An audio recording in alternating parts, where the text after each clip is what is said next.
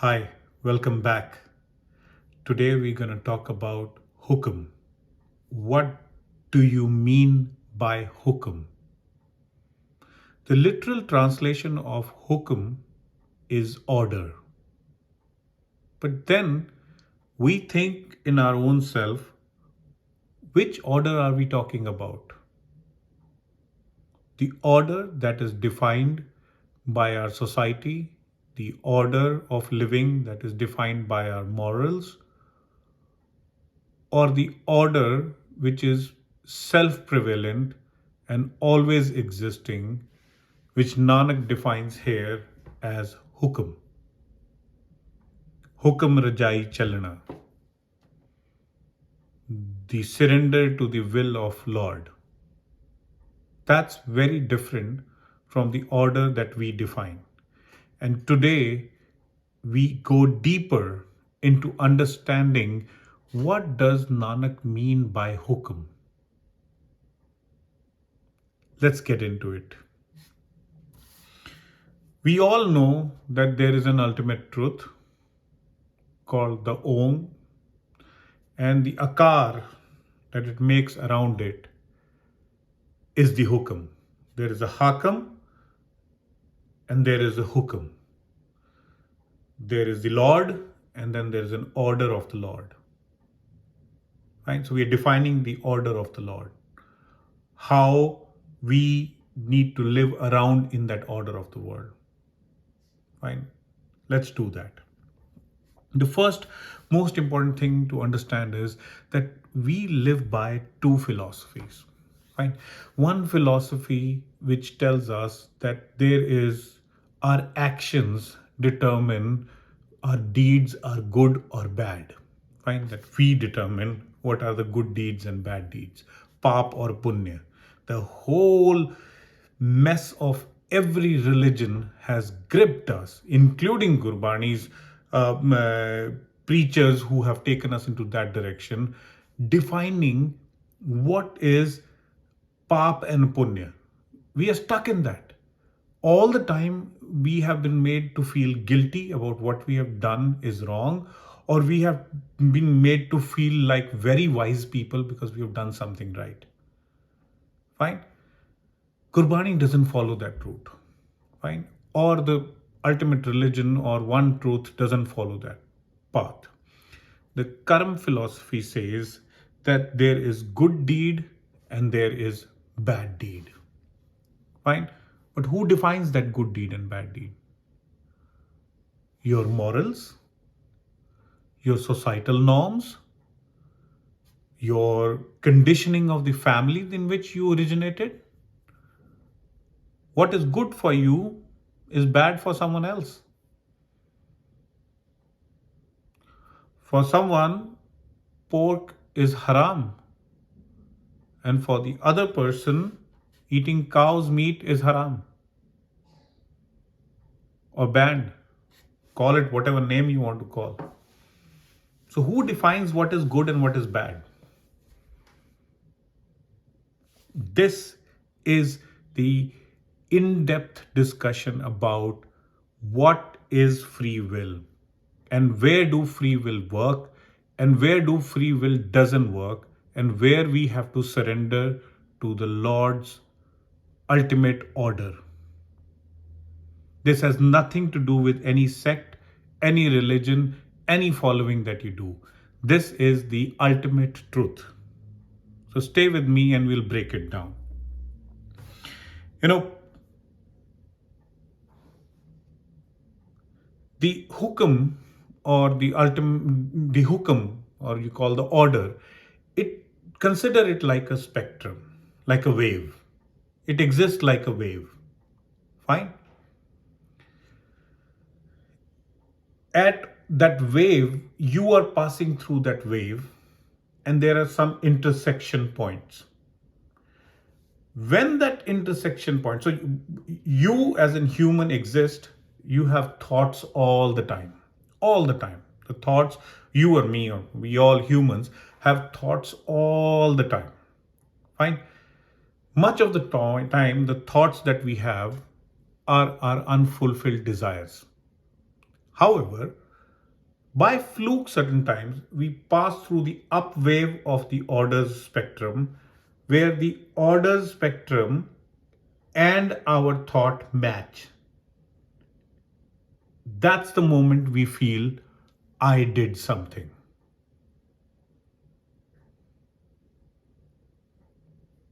I achieved something. I made it happen. It's a deep concept. Please go with me. But on the down wave, when the spectrum is passing through and what our actions are happening, what we are doing is absolutely against the will of the Lord, then we say, I am paying for my sins. I am not praying enough. I am not meditating enough. I have created this inner conflict in me because I am not loyal to the Lord. Then we blame ourselves. This is nothing more than conditioning which has been passed on from generations and generations and generations to us.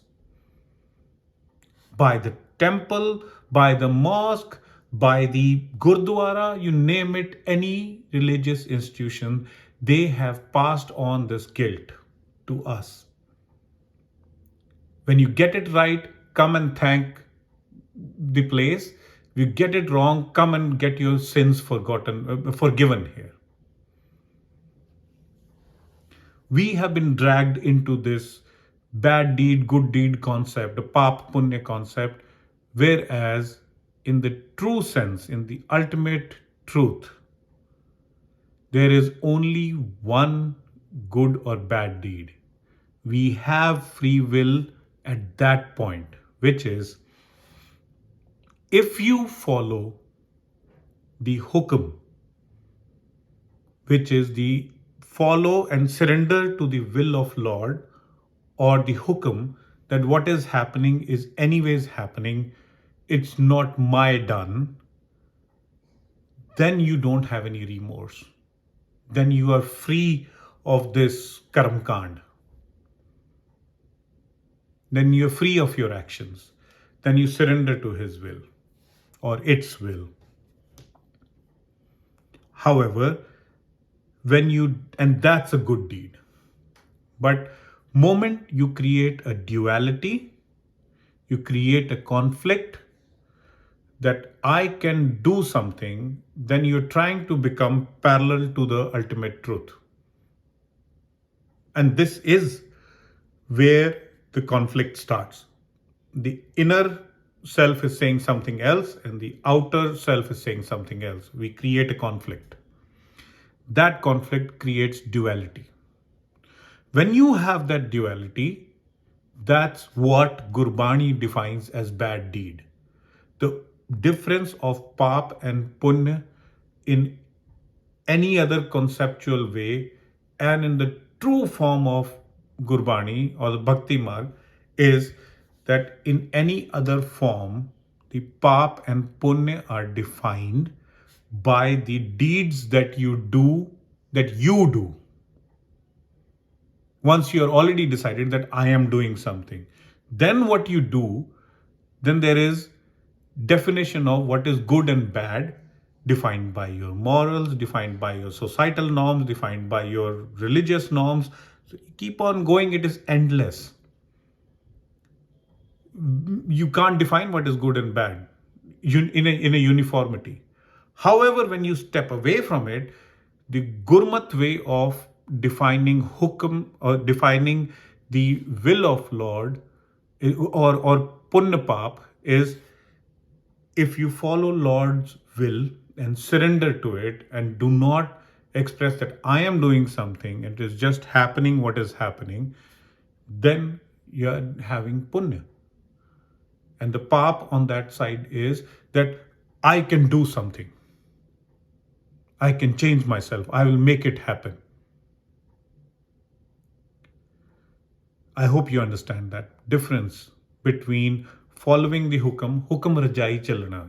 So hukum rajai chalna, you surrender to the will of the God, you become a satyara.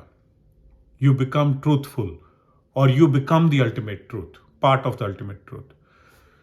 But the second part says, Nanak likhya naal. which basically means if you don't follow, then your punya pap, which is defined by a moral and deed, was anyways written with you. Then live it.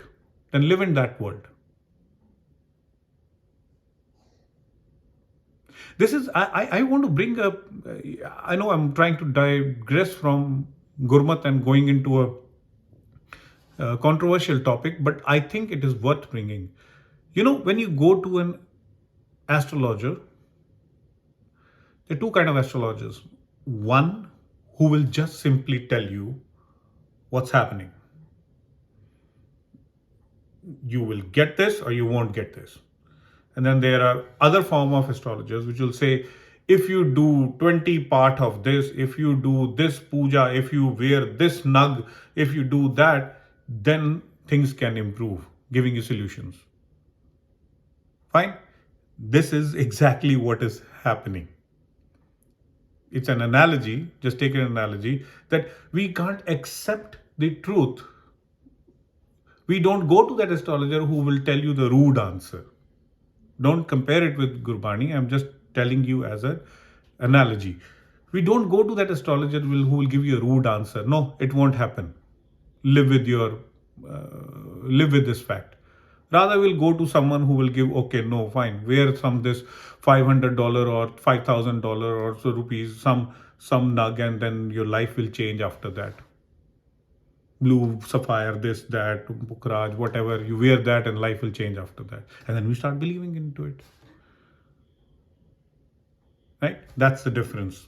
What we're trying to say. We don't like the person who speaks truth. We just like the person who can give me the solution how I can solve this problem by my doing. That's the difference. Now, coming back to the fact that now that we understand what is truth, fine, what is the real truth? Fine, what is Huqum? How can we break out of our day-to-day problems by looking into it? Take a very simple example. Or rather, let's put it this way. Let's accept we do nothing and it's the Lord who is doing everything. Then there is a kind of thing which rises in us, which basically says, then I should do nothing. I should just sit relaxed. I should do nothing. Nothing is happening because of my doing. Then why should I work? Let what Lord has to do with me. This is where it is important to understand what Nanak is trying to say. If you have to interpret Gurbani, you have to interpret in this manner that Nanak is saying that you have time to think. Ya vichar. At that time, when you do your day work, your work is important, just go and do your work. Kirt kamao apni. Do your work. But when you come back, when you have free time, when you have time to think, it is entirely up to you. You want to think about what is not happening, how to make it happen, or why it is not how to make it happen. That is action. So basically, why something is not happening, why I am so miserable, why I am so sad, rather than giving that little time, which might become into a big time consuming activity, that particular time, rather than giving it to thinking of why things are not happening for me, give that time to understanding what is ultimate truth. That's the only thing Nanak asking. That's where your good and bad deeds get defined. Moment you think why it is not happening for me, you're heading towards pap. You are getting into the trap. Whereas Nanak is saying, just go the other way around. You have that limited, you have worked from morning 8 o'clock till evening 6, 7, or may say 8 o'clock, 12 hours, you've worked really hard, 10, 12 hours. You come home and then after that you are trapped in that. Why this is not happening? Why I'm not getting the next promotion? Why I can't get what I want in life? Fine. At that particular time, at that particular time, rather than putting time in that why, if you can just divert that much time towards understanding the Lord, understanding the ultimate truth, the game has changed. You have surrendered to the will of Lord. I hope you understood the difference, that what Huqum really means. However, unfortunately, we exist in a time where, through all our institutionalized religious bodies, we are pushed to believe that there are good deeds and bad deeds based on your action. The good deeds and bad deeds are not based on your karma. The good deeds and bad deeds are based on, are you accepting it as Lord's will, or you are saying it's my will which is against the Lord's will. That is where Huqum, you're creating a parallel body against Huqum. I hope you understood the difference of Huqum. I tried my best to clarify it, but if there is anything missed out, then I'm sorry for that. I'll try again at some point, because this is a very important concept. If you don't get it, there's no point reading any further from here. You will never understand your own self, you'll never understand religion if you don't get the part of Huqum right. Thank you. Have a wonderful day.